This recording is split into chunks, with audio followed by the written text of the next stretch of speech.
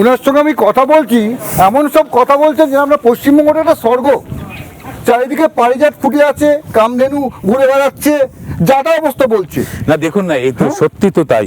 এই যে শস্য শ্যামলা আমাদের এই বাংলা, আমাদের এই জাঙ্গিপাড়া, কত এই যে বাদাম লাগানো হয়েছে, কচু লাগানো হয়েছে, চারিদিকে সবুজ মাঠ, বিভিন্ন সবজি লাগানো হয়েছে, শান্তির একটা জায়গা হচ্ছে এই জাঙ্গিপাড়া।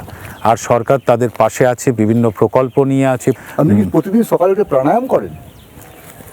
হ্যাঁ করি, প্রাণায়াম করি না। আমার প্রশ্নগুলো উত্তর দিচ্ছেন, ঠান্ডা মাথায় বলছেন, আপনি আমাকে বলছি একেবারে আমি কিন্তু আপনি আপনাদের তৃণমূল লাঠি নিয়ে বেরোচ্ছে, ঝগড়াঝাটি করছে, লাঠালাঠি করছে। মুর্শিদাবাদের তো প্রতিদিন মানে বোম উদ্ধার হচ্ছে, মালদায় বোম উদ্ধার হচ্ছে, আর আপনি আমাকে বলছেন শান্তির বাণী বলছেন। অবশ্যই অবশ্যই আপনি যে উদাহরণগুলো দিলেন সেই উদাহরণগুলোকে আমি অস্বীকার করছি না। ভোট হচ্ছে কত হাজার বুথে, 80,000 বুথে ভোট হচ্ছে। সার্বিক চিত্র তা নয়, ওটা বিক্ষিপ্ত ঘটনা, ওটার সাথে সার্বিক চিত্রের কোনো সম্পর্ক নেই।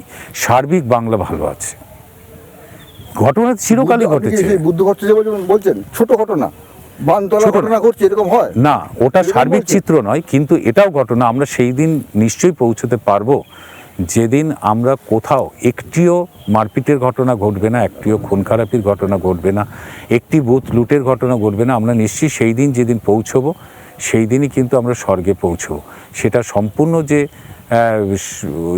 হয়ে এসছে সেই পরিস্থিতি সেটা নয়, কিন্তু তৃণমূল সরকারের আমলে মমতা বন্দ্যোপাধ্যায়ের নেতৃত্বে বামফ্রন্টের তুলনায়, বিজেপি শাসিত উত্তরপ্রদেশের তুলনায় বাংলা কিন্তু অনেক শান্তিতে আছে, আইন শৃঙ্খলার দিক থেকে অবশ্যই ভালো আছে, এবং ভোটটাও শান্তিতেই হবে।